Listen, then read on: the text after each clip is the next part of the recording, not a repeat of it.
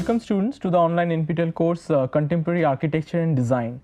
In the previous class we started discussing, discussed the Art Deco style, which was high on ornamentation and which opposed the minimalist approach and pure colors and pure design concept of Bauhaus and Destigel. So after Bauhaus and Destigel, which embodied the minimalism, minimalist style and abstract geometric style of design. In Art Deco we have seen different patterns, tessellations and extravagant color palette like metallic colors and on black, and more ornamentations which we have seen in Art Deco. Now after Art Deco again there is a internationalist style which evolved. So it's in these phases it's not all these different movements came up almost parallelly, but one movement was in a reaction with the other movement. So and that's how we are saying after Bauhaus this is Art Deco, and then after Art Deco this is Internationalism, but actually it is not one after other, so it's almost parallel and just it's a reaction against each other. So in Internationalism what happened again, so they went back to the minimalist approach, and the material aesthetics was again re-established, and the aesthetics with the new material and new technology like steel, glass curtain wall, and that which we have seen in Bauhaus and Destigel was again was the style. And then there was this the style evolved with the form which was pure geometric like cuboid and cylindrical. So interplay of these things, and mainly the rectilinear cuboid was the style which internationalist design was celebrated. And then this internationalist style, another key aspect was they thought in the modern phase 1. So you can see that internationalism is actually in the transition between phase 1 to phase 2. So what was happening in the phase 1, that there was multiple different architecture style evolved throughout, especially in Europe and USA. So some of the movements were in Europe, like for example Bauhaus and like Art Nouveau, Art Deco, and some of the movements flourished in USA first, for example Chicago movement, Organic and Prairie, and then Art Deco was also in US, also went to Europe as well. So now in internationalism the main concept was a design style which can be followed throughout the globe, and it will follow the context of every surrounding. So it was actually then opposing the thought of organic, which is where they thought that contextuality in the design is very important. For example, we have seen that falling water building, even in the prairie architecture style, that evolved, the style evolved through the surrounding, like in prairie, the prairie flatland and the grass was the stylistic inspiration for the color palette and visual mood board of the architecture style of prairie. Even in organic, if we look at the in Hollyhock design, how a native flower is translated into the design pattern, and even in the falling water, how the local natural context, the stones and the natural surrounding was translated into the built form. But in internationalism there was a key features of it, and that those key features we will discuss, and those features has to be followed throughout the all over the world. So that was the key identity of key thought process of internationalism. So opposing all this different art and architectural movement, there should be a one architectural style and art and design style which has to be followed. So that is how in the phase 2 there was less variety, and internationalism actually influenced the phase 2, and phase 2 is almost extension of internationalism. So this monolithic, which we will discuss in the next later classes, so monolithic is a variation of internationalism actually. So in phase 2 we have only an extension of internationalism, and then in phase 3 we will see a little bit more variation of internationalism. But in the phase 2 and phase 3 there was more there was just one style which was followed. So from the internationalism, this kind of concept that throughout the globe there was one particular style in the contemporary which was going on. Now if we look at, so this was the Art Deco, which was definitely, if we look at, we discussed earlier in the earlier classes, so it was high ornamentation, very extravagant, just after World War I. And then in internationalist style, just after World War I, they thought that now the international, it should come together, and then one particular style should dominate and should be there in the throughout the international all over the world.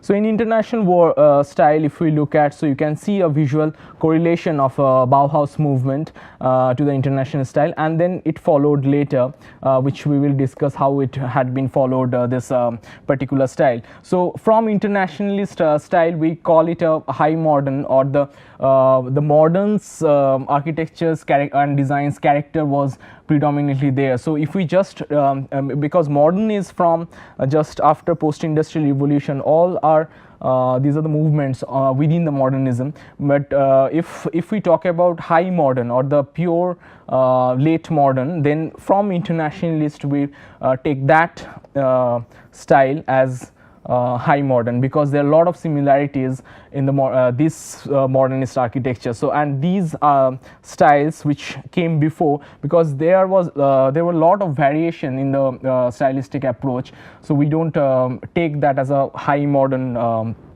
era. So they have their individual different styles, and they are very different from their philosophy. From so from now onwards, this is the phase 2 and phase 3 has the high, we call it the high modern or the late modern movements that started.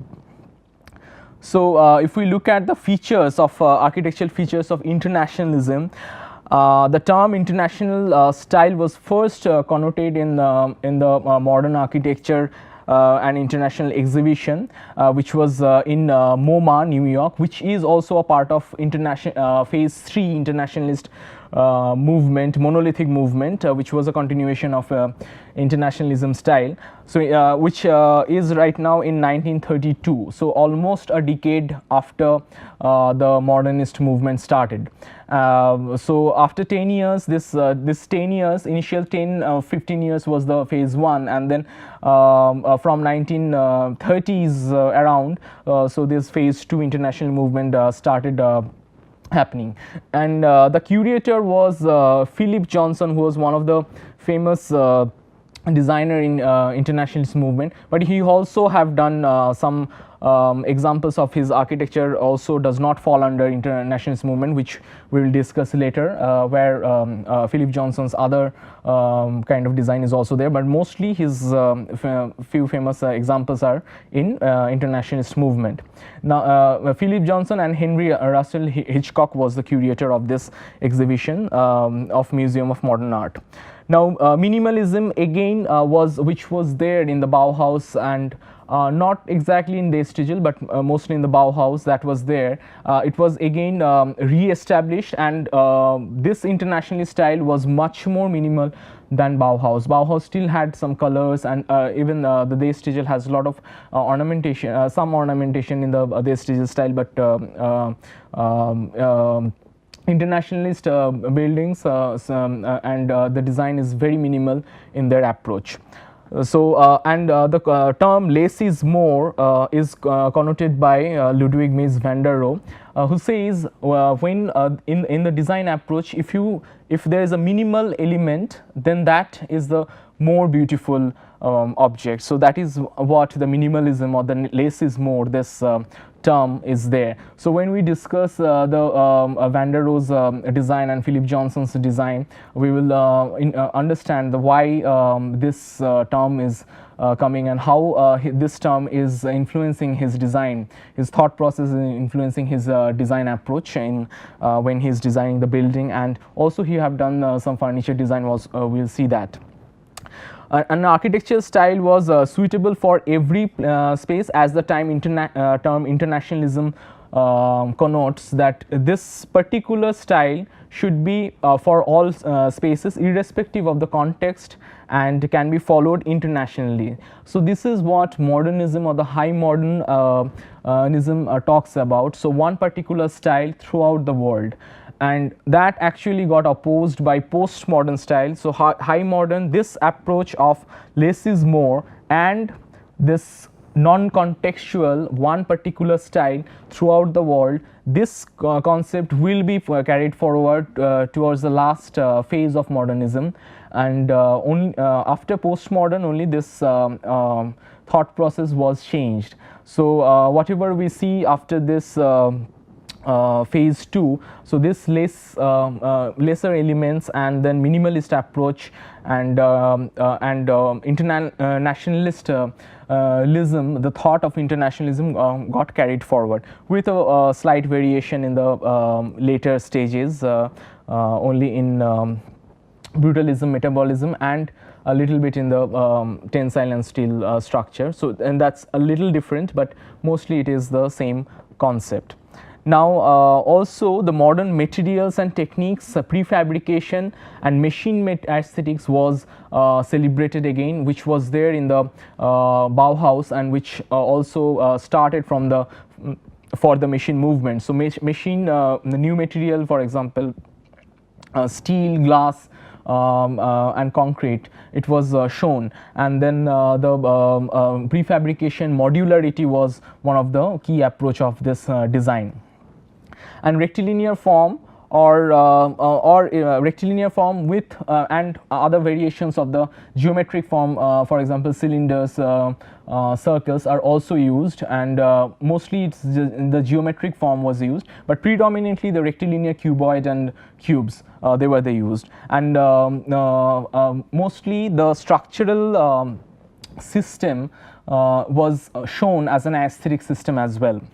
And visually lightweight, we will see how the cantilever, when we were discussing Roorkee House and falling water building, when there was this juxtaposition of solid and void in falling water building as well as in Roorkee House, the free flowing cantilever and huge overhang gives a sense of floating structure. So when the concrete becomes very thin and it there's a cantilever, thin cantilever which is of a huge overhang, then it looks like this concrete is not so robust. It is light in weight and it is floating in the air, because when after that if there is a shadow or a void comes which is like a glass, it visually looks like, because glass is a very fragile material and it seems like it cannot take the load of a concrete. So this is concrete and this is glass, so it looks like the glass is not taking the load of the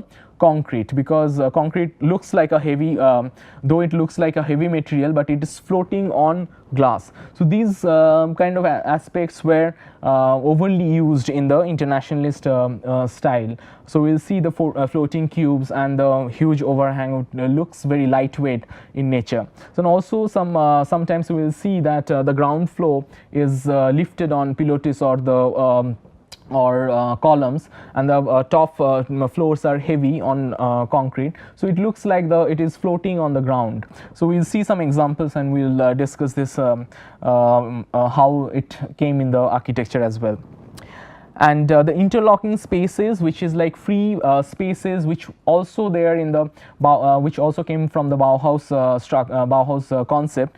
So free plan is also there, and interlocking cuboids and interlocking different plates are penetrating plates, which was also the features of internationalist movement. Now, one example is German Pavilion in Barcelona by Ludwig Mies van der Rohe. He was a person, is a famous architect who said the less is more, which we were talking about, and which was the key features, a key stylistic approach of internationalist movement. And as we have seen, this is almost like from 1920, this is almost a decade.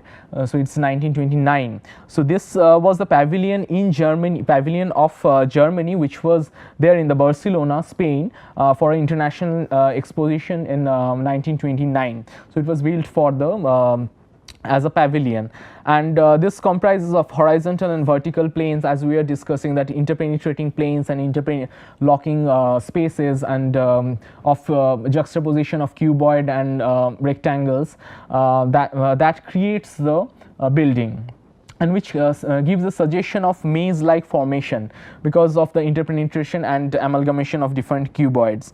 And then there is a water body. We will see how this water body and the solid and void was played in the which balance each other in the building. And then another important thing is with there is a material which the material of this building was the true material, and it was not painted, and the color palette of the material was the true texture of this material, and the monochromatic white, gray, and those kind of color palette was there. So if we look at the building's plan, so what we were discussing here, the composition of the volume was a blend of solid and void. There was a water body which kind of complements the volume. So if we look at, this is the site. So if you take this as a visually, this is the rectangle which we see, and here in this design, if we look at the axonometric, so this is the volume which is acting as a solid, and this water body is acting as a void. So it's kind of a balancing. So here if we consider this roof which is on top of this part, so this roof is kind of similar in proportion of this void. This is the pool, and now this portion which is solid is kind of counterbalanced with the void, which is absolutely almost of the similar volume. Now this void could have been very loose if there was no such boundary like this. So this boundary which is here, which is encompassing the void, is actually giving the psychological or visual boundary of the void. So if I compare this with the visual, if I make a visual comparison of this as yin and yang logo, so that also talks about the solid and void. So suppose this is the solid part of the yin, so I'm deleting the circle which is there in the yin yang. So this is the solid, and now this cannot be counterbalanced with a void. So we can psychologically think there is a void, but it is not there if I don't draw this line. When I draw this line, then this void is counterbalancing the solid. Otherwise this void will be this void flows into the space. That's why this delineating this void's boundary was important. If you delete this, then this free space doesn't have any meaning like this. So if you have to have the boundary or the visual boundary of this void, then this void is actually balancing the solid. Now if you look at the building, which is the void is the solid is also created by juxtaposition of different kind of plates. So through the plan also you can see that these different plates, they are creating the enclosing the solid. So there is no very very strong boundary of solid and void within this. So this is like a gradually this inside space is gradually flowing within the outside. So these different plates, interlocking plates, are actually creating the wall. So there is no strong boundary line of the wall. And again, if you look at this void is again getting repeated over here. So there is a continuity between the solid, void, and then again the solid. So if you void, solid, and again the void. So if you look at, so this part is here in the small pool. So this is the statue, and this is the big pool. We are seeing the big from the big pool. So even if you look at, so there is also a texture which gets repeated from the interior to the exterior. So there is a seamless boundary between the interior, and if you look at, so there is a it is also the this is porous. And what we were discussing, that when this is a very strong structural member, which is the roof, which earlier in the earlier building looks very robust, here it looks very lightweight, because because of the huge cantilever and these voids which is passing, and then your eye doesn't there's no strong wall which blocks your visual, and it's supported by very thin members, which because of the technological advancement this was possible to design. And this kind of lightweight structure was also an anti-gravity effect, was also a design style of internationalist movement.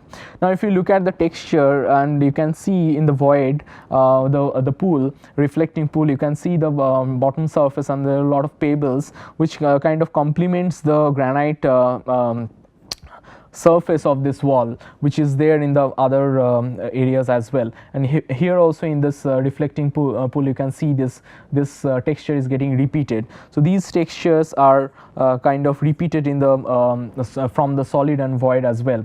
And there are a lot of extravagant textures are also there within the building as well. Different kind of granite stone structures are there, but nothing is painted. So the true texture of the material is exposed, and that was shown. And so truth to the material, which was also there, and the pure color, which is like you can see only white and gray tones, which was and black tones, which were predominating the visual aesthetic. So which also comes from Bauhaus, but Bauhaus has the pure colors, which is red, yellow, and blue, which was not there in the Internationalist style. It was also not there. So mostly they talk about the monochrome and the true texture, true color of the material, and with the complementing the monochrome, which is like gray tone of white, black, and gray. So, and also we were talking about the free plan which came and the floating roofs and rooms, and the free flowing rooms and free plan, which you can see in the floor plan. So there's a free floor plan which just the structural columns and some few elements, broken elements as acting as a wall is there, which is creating the space. Now in this Barcelona Pavilion, there is another famous design by Ludwig Mies van der Rohe, which is the Barcelona chair. So if you look at this building, so here these chairs are Barcelona chair, which is designed by Ludwig Mies van der Rohe. So this is the chair, and in this photo you can also see how this is the interlocking of this different planes are there, and then it also looks very lightweight because it's just resting on this surface.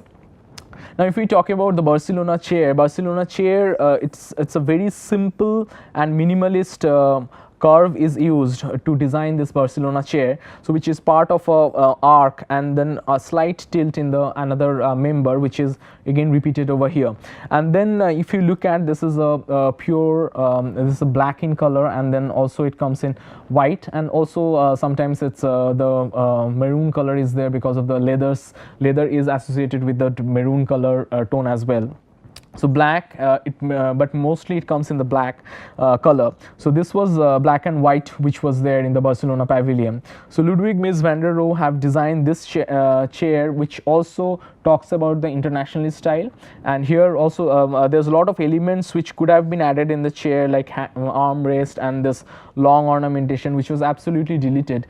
And there was no previous connotation of the visual connotation of the previous architectural styles, and the ornamentations of previous styles was there in this chair. So this is absolutely minimal, and the most required elements are only there, and then true to the material's color, because it's a steel was it's just a steel, it was not painted, steel was not painted, and the black color is used. So this also complements the internationalist style is also followed in the furniture which is there in the Barcelona Pavilion. Now there is another example by Ludwig Mies van der Rohe, which is Farnsworth House. This is in 1945. So this is quite after that Barcelona Pavilion was done, but still international style, as we were discussing, that it followed for quite a long time, and many of the other movements which we were calling monolithic style and tensiles and shell was actually an offshoot of internationalist style, and mostly a repetition and then an extension of the internationalist style. So in this Farnsworth House, we'll again see this is a glass cuboid and then steel frame structure which was painted pure white. So painting, once we have seen this true to the material which was there, so it is true color of the stainless steel, but if it is painted, then it has to be in mostly in international style, they're painting it either in white or black, because those were the color which internationalist style and internationalist movement uses. So it won't be other colors like tertiary or secondary colors like orange, green and purple. This won't be there. Even they have reduced the usage of red, yellow and blue, which is the primary color. So that was also not used, which was there in the Bauhaus. And then floor to ceiling glass curtain wall, which also we have seen in the Barcelona Pavilion. There was a floor to ceiling one material which is glass, and no other, not even tinted, and no other break in the glass curtain walls from the floor to the ceiling. Even in this you can see that from floor to ceiling there's one particular material which is stone over here, and from here if you look at, so this is a glass curtain wall from the floor to the ceiling. Not even the beam is not visible, it is the steel structure which is within this floor. So you see a clear one plane which acts as a floor, which and clear one plane which acts as a wall. So that is also there in this Farnsworth House. And then this house is elevated 1.6 meter above the ground, so that it has the total volume of the house has a anti-gravity look, and it looks very lightweight. And then elevated deck which is in front of the house, which adds towards the lightweight and free flowing structure of this house. And then again here also we see the open floor plan of the interior. This is a house, and there are different spaces like living room, dining spaces and bedrooms, but everything is one particular space.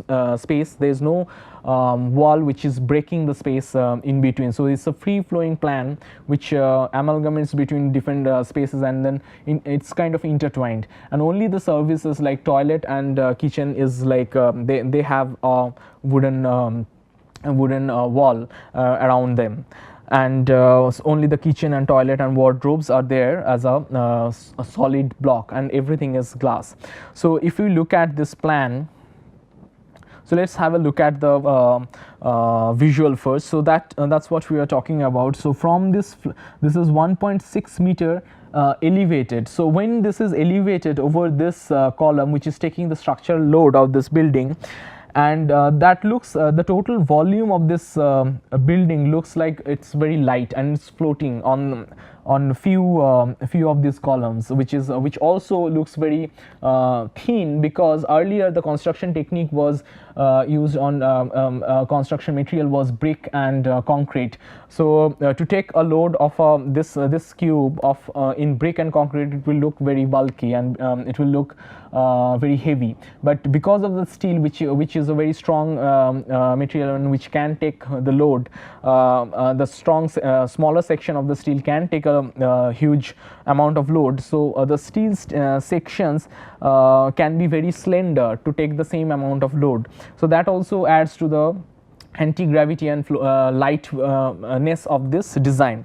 Even if you look at this roof is it looks like the roof load is transferred in the it's just taken by the glass, and you actually see through this building, so it looks like the roof is also floating.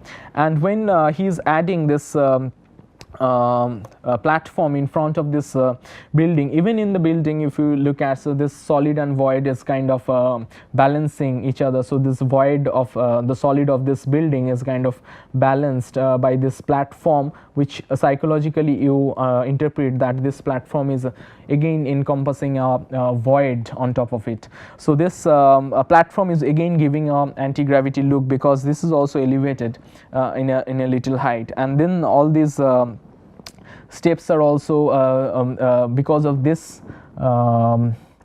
shadows under the steps, and which is also cantilever, so they are supported by these structures, and these planks are there on top of these two structures, so they also add to the anti-gravity look and feelings of this building. And if you look at the building, then the building again you can see through the building, and this building is just a glass box. And within the building, only to divide this different spaces, they use curtain, and otherwise this is just a glass box which acts as a living space. So if you look at the plan, so this is the glass box and these are the columns. So here in this platform, again this platform is balancing this solid cuboid, and within this part is all the services, which is kitchen and toilet is there. And here we see the glass curtain wall which connects the outdoor environment with the indoor, and exposed structure which provides the framework is actually expressing the way the load is getting floated from top to bottom. And when he is adding a glass and which is a steel, so all these natures becomes a curtain wall around this building. So when somebody is standing within the building, they can see that the whole nature is there in the building. So whenever this building is can be put in any surroundings, it can imbibe that surrounding within the building. Because if right now this if you look at these two particular image, when there is a spring, so from within the building you will see a spring as a curtain, as a wall around the building, and when there is a winter you will see the winter, and this color palette around the nature will come within the space as well, because there is just a glass and everything is visible. So it can come at it can be placed at any context, and that context kind of flows within the interior spaces. That's why this is internationalism is talking about this, a pure geometry and pure material and glass. Wherever you put that box, it will encompass that surrounding. So it should not change the design vocabulary according to the different styles. So wherever you put the glass box will take the impact of the surrounding within, because everything is see-through. Now his another example is the SR Crown Hall, which is in Illinois Institute of Technology, USA, is there. So if you look at this building, it also has the same kind of visual vocabulary. So it's also industrial simplicity and new material is there. You can see the new material, which is steel and glass curtain walls. Again through and through you will see this glass curtain wall, and this is again a cuboid, and two of these members are just cutting the cuboid, or otherwise it's just a pure cuboid. Again you are seeing the structural members which is coming as an aesthetic members, and the glass curtain wall. And if you look at, it also has an anti-gravity effect when, because of the, again this platform is added, and the same way the staircases are designed. And if you look at this steel walls, steel columns and the steel beams, if you will see that this is painted in black. Again the black, white and the grey were the colors of internationalist style. It was not painted in any other different color.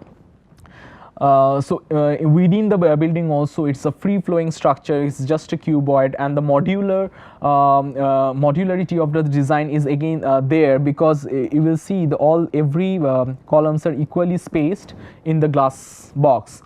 If you look at the Farnsworth House also, you will see the modularity, because this is the structural grid which is passing through the building and which are almost equal, and this is the space left from this side and also from this side, which is all equal. So it gives a feeling of modularity. You can feel this from this building's elevation, as well. So from outside also you will see a regular interval, in a regular interval these structural members are coming outside, which is also there in this case as well. Now another building, which is Johnson House by Philip Johnson, which is designed in 1949, which is again got influenced by Mies van der Rohe's Farnsworth House. If you look at the building, you will see how they are visually similar. Then Philip Johnson's designed it for his own residence, and this is again a glass cuboid, which is where nature becomes the wallpaper, which was again there as a Farnsworth House, but he's when he was describing his building, he said that nature is becoming the wallpaper. That's why whenever you put that building in the other context, that nature, whatever there in the context, becomes the wallpaper of this of this building. The material is again the material which is new technology was giving. So this is black steel frame glass and glass curtain wall, or the glass. So in the Farnsworth House we have seen as a white steel frame, and in Illinois building which we have seen as a black steel frame. Again, this is in the Johnson House, we have we'll see a black steel frame, and there is a cylinder which is just containing the toilet and the kitchenette, which in case of Farnsworth House there was a cuboid within the Farnsworth House. So there is a small wooden cuboid within the Farnsworth House which is taking care of the services, and from outside you will see these curtains which just divides the spaces. In case of Johnson House, this is the Johnson House plan and elevation. You will see instead of a cuboid, this is one cuboid, and then the other thing is a cylinder, which is you are seeing this. So and this cylinder is penetrating the cuboid, and it's kind of extruded up from the cuboid. And otherwise this has a very similar vocabulary which is there in the Farnsworth House, but instead this was not elevated, but this is sitting on the ground, but this is again giving a very strong feelings of a glass cuboid and anti-gravity effect, because you again are not seeing the walls, and this roof is kind of becomes very lightweight. And this is a cylinder which is we were talking about the pure geometry, so always it might not be rectilinear, but it's a cylinder which is like the this is the toilet and the kitchen. Because of the privacy, it was the brick cylinder is there. Otherwise again this is divided by this curtains which you are seeing from inside, and all these spaces like this acts as a dining spaces. This is the toilet, sorry, the kitchen is also not covered. Kitchen is open, kitchen cabinet. You can see this kitchen which is open, which serves as a dining, which is in the vicinity of the dining spaces, and this acts as a living space, and there's just a storage wall which visually divides the bedroom. So this is the bed and the bedside table and the study table, which is just there in the free flowing plan, which is not divided by any wall at all. Only the here in the toilet you have a proper wall. In the kitchen does not have any wall, is just a counter, and in the bed behind the bed rest you have a wardrobe which is acting as just a visual partition of the bed. And again you see the modular approach of these grids, which is seen from the outside, and which are equally spaced between each other, and which acts as a free flowing spaces. Now there is other examples of internationalist example, which we will discuss in the next class with the examples of Le Corbusier's work and his few works we will discuss. Thank you.